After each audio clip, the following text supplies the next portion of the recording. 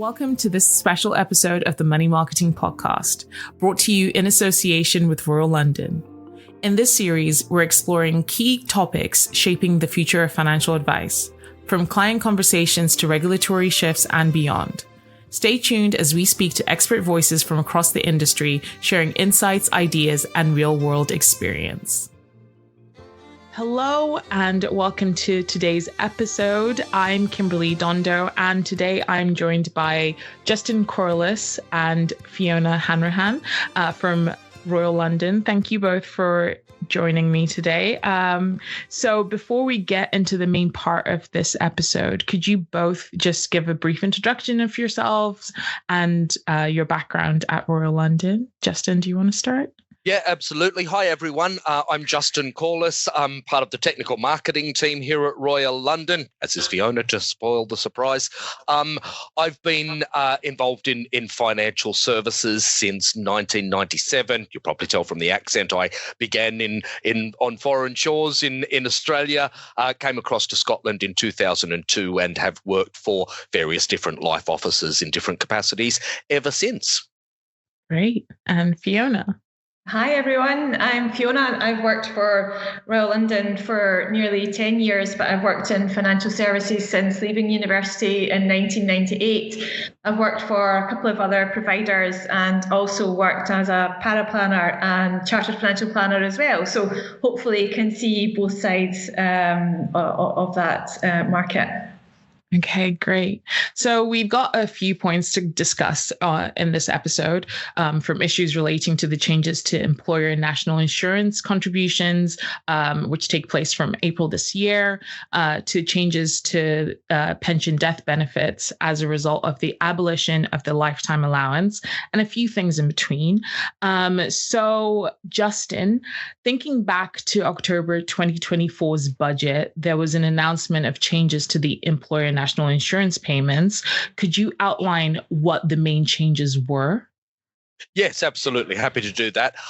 So the employer national insurance rate increased from 13.8% to 15% on the 6th of April 2025, so pretty recently. Now, in addition, the threshold at which employers begin to paying employers' national insurance contributions decreased from £9,100 down to £5,000. Now, on a slightly brighter note, we do need to be aware of the change to the employment allowance. Now, that's the proportion of an employer's national insurance bill that the employer doesn't have to pay. Now, prior to the 6th of April 2025, this was only available to an employer whose total national insurance bill for the year would fall below £100,000. And if that was the case, they wouldn't have to pay the first £5,000 of the employer's national insurance that they would otherwise have been liable for. Now, the budget changed that.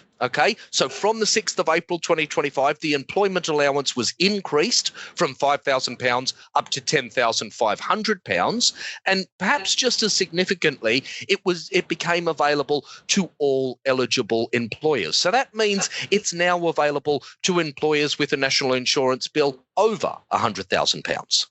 Okay, and what is this likely to mean for employers impacted by this?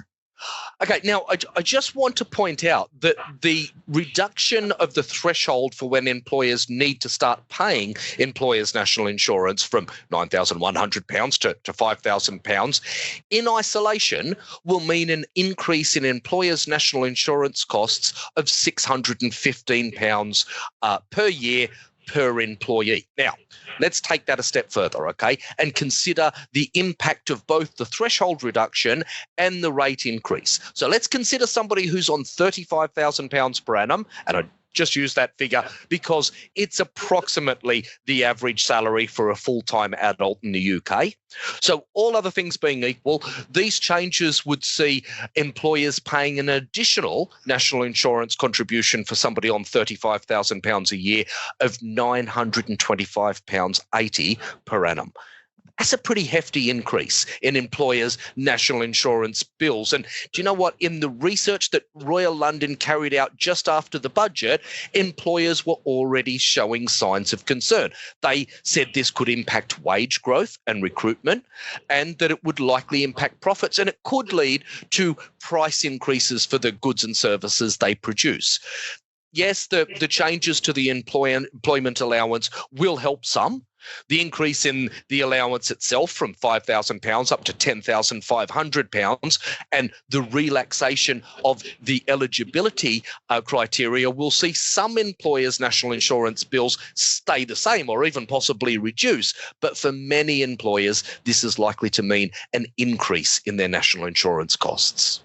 Okay. And how can employers mitigate this likely cost increase? Well, one way of mitigating some of the impact of the national insurance rate rise is using salary exchange for pension contributions. Now, as I'm sure all the people listening are aware, or the vast majority at very least, virtually all employers are required to operate a workplace pension. And while many use salary exchange while doing this, the majority don't. However, salary exchange is likely to be much more appealing now following the recent increase in employers' national insurance. So in the lead up to the budget, there was quite a lot of speculation that employer national insurance would be levied on employer pension contributions. But of course, now we know that didn't happen. Instead, the overall rate of employer national insurance increased by 1.2%, that 13.8 up to 15%.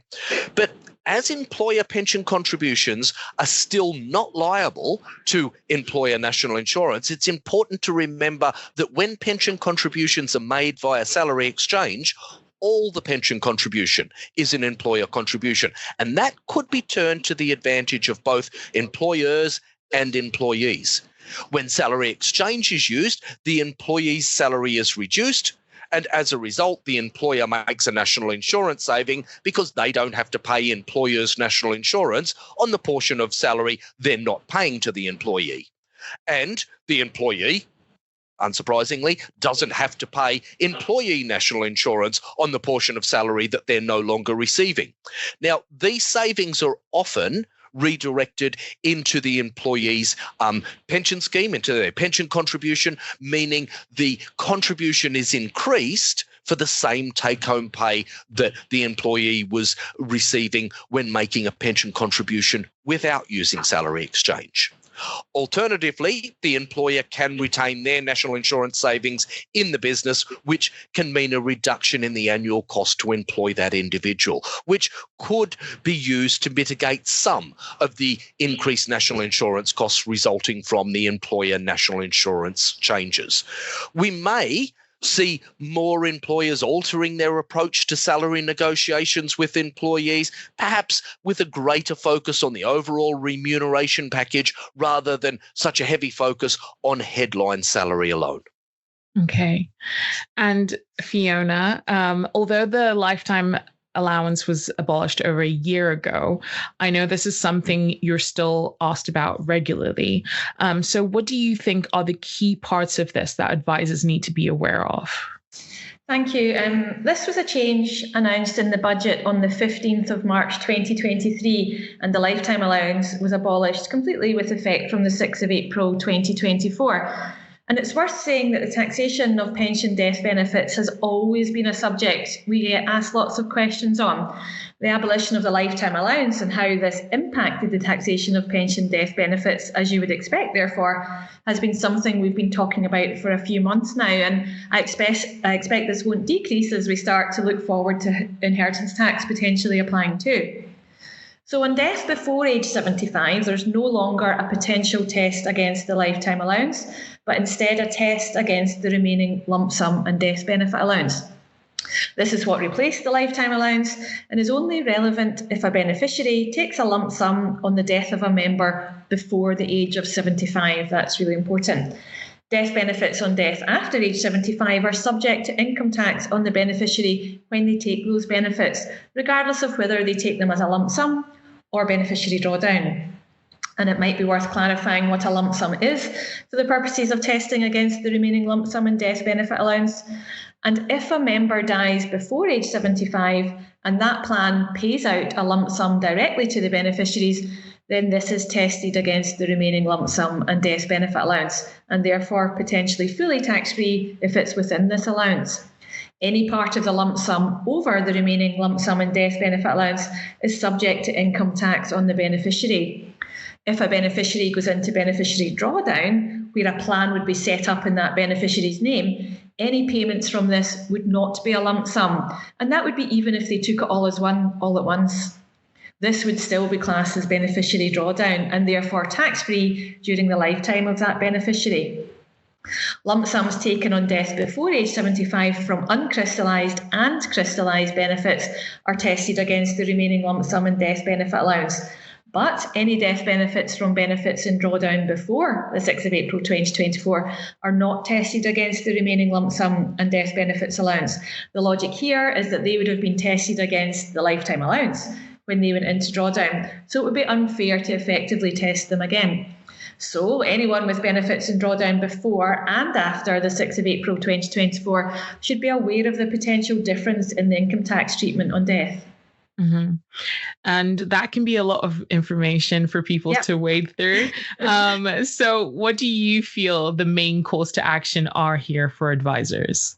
Definitely making sure beneficiary drawdown is available before the member dies is absolutely vital if this is an option that the beneficiary is likely to want. And this is because it's not possible to transfer to a plan for beneficiary drawdown after the death of the member if the plan doesn't offer it in the first place. It's too late at this point. So there's a really important point here about the value of advice, as well as a link to the cross-cutting rule as part of the consumer duty. By making sure that beneficiary drawdown is available before the death of a member, you are potentially avoiding that foreseeable harm, in other words, the tax charge. Remember, on death before age 75, there won't be a charge to income tax for the beneficiary if they choose beneficiary drawdown, regardless of the fund value. And it's also important to make sure an expression of wishes is kept up to date. This will likely allow benefits to be paid more quickly and to the correct people. Remember, if there is going to be a surviving dependent, non-dependents will need to be named on the form if they want to be offered drawdown. And it's not clear how this process will work after the 6th of April 2027, so it's vital to keep an eye on the progression of these changes. And back to you, Justin. Thinking back to the October 2024 budget again, which feels like it was a millennia ago, but it really wasn't. It contained a proposal to levy IHT, inheritance tax, on unused pensions from April 2027. Could you give a bit more detail around this? I know everyone's talking about it at the moment. Well, absolutely. And you're right. That has been a massive topic of conversation in the advice industry since that point. Now, many people will be aware on the call that there was a consultation that closed on the 22nd of January this year, 2025, but we're still waiting for a response to that consultation. So although it's very likely this will go ahead, we don't have all the detail at present, which does make it difficult to formulate detailed plans for clients to deal with this potential charge. From consultation, it seems there's not much that's out of scope. Okay, but as with many changes with broad impact, there are still plenty of parts that require some clarity. And what impact is this likely to have on the advice process? Well, the first thing to say is that this change has the potential to bring many more people into scope of inheritance tax. If we consider, for example, a non-married person living in a home worth £450,000 and having £50,000 in savings and £400,000 of unused defined contribution pension funds, if they were to die today, their estate subject to inheritance tax would be £500,000, as pensions aren't subject to inheritance tax at the moment. So between their standard inheritance tax nil rate band and their residence nil rate band, they have an inheritance tax free allowance of £500,000, and they may feel that inheritance tax not really a factor for them. However, if that same person dies after April 2027, once again, with £450,000 property, 50,000 in savings, and 400,000 of unused defined contribution pension funds, there would be a likely inheritance tax charge due of 40% of £400,000, which is £160,000. So quite a significant difference. Now, the perceived wisdom has previously been to spend everything else in retirement first and the pension last, as it was free of inheritance tax. If that's no longer the case, then decumulation strategies are likely to change. Do remember, though, that pensions are still the best vehicle for retirement planning. So for most people, funding pensions as much as they can is still likely to be the right answer. Now, there's also likely to be much greater focus on investment products with inheritance tax benefits. Furthermore, from an advice perspective, there's likely to be greater need for true protection specialists to cover inheritance tax liabilities. So this could mean we see more wealth advisors, not currently experts in protection solutions to mitigate inheritance tax, becoming specialists in that area, or cultivating a relationship with true protection specialists who already hold this expertise. And Fiona, I know you've been asked this a lot since the October 2024 budget, but as we don't know all the detail of the IHT on pensions proposal, what could advisors be doing now to prepare? Well, I would obviously recommend keeping up to date with the progression of the changes. We are expecting more information in the summer, but our working assumption is that inheritance tax is going to apply to pensions, but the practicalities of how it's going to be paid is the detail we're waiting on. Perhaps if you're predominantly involved in pensions, it would be worth familiarising yourself with inheritance tax exemptions. In particular, the ones I see being the most important would be the spouse exemption, the normal expenditure out of income exemption, the annual exemption, and perhaps gifts for education and maintenance. Keeping records is vital if your family are looking to confirm any of the gifts you've made during your lifetime. The IHT 403 form is the form you'd use to do this, and it's got a really useful section for keeping records. And there will be clients right now with pension funds they're looking to pass on their death rather than take benefits from. So clients like this might benefit from making lifetime gifts from these funds sooner rather than later. And this is definitely worth discussing, as this could save inheritance tax in the long run. Okay. And Fiona, we had the spring statement recently on the 26th of March, just a couple weeks ago. So what do you feel the key takeaways were for advisors from this? Some didn't feel like they were much. Yeah. Rachel Reeves delivered the government's 2025 spring statement on the 26th of March 2025. And, there was nothing really in that statement or in the related documents which would impact anything we've discussed here. But it's worth remembering ISAs were briefly mentioned in the accompanying documents. And the following statement was, the government is looking at options for reforms to individual savings accounts that get the balance right between cash and equities to earn better returns for savers, boost the culture of retail investment and support the growth mission. Alongside this, the government is working closely with the Financial Conduct Authority to deliver a system of targeted support to give people the confidence to invest. So this is really just one to keep an eye on. Yeah. I think there's probably a lot that we can look forward to for this year's October budget. I think a lot more clarity will be seen there. And hopefully maybe we can pick up this conversation again to kind of delve more into that. But thank you so much to both of you for speaking with me today. This was a great conversation. You're welcome. Thank you so much. Thank you. Thanks for listening to this episode of the Money Marketing Podcast in association with Royal London. We hope you found it insightful. If you enjoyed this conversation, be sure to follow and share the podcast and join us next time for more expert takes on the topics that matter most in financial advice. See you next time.